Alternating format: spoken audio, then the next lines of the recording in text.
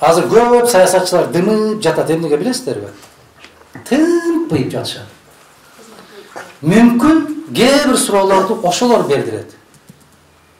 Мадумаров менен Жээнбеков жакындап кетпесин, ушуну бере койгула дагы, анан тарта салып тиги кишиге жеткире коелу.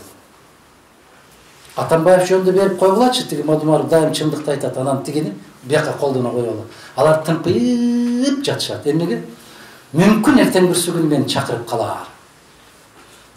Мына ушулардан сак болушубуз керек. Ушулардан этият болушубуз керек. Мына Атамбаев айтпады беле, мен 23 жылдан бери коюн колтук алышкан доспуз. Шилекейлешкен доспуз. Ал шилекейлешкен доска караганда мүмкүн мен көбүрөөк бүгүн көмөк беришим мүмкүн. Ушуну кыргыз президенттери түшүнбөй койду. Такыр түшүнбөй коюшту.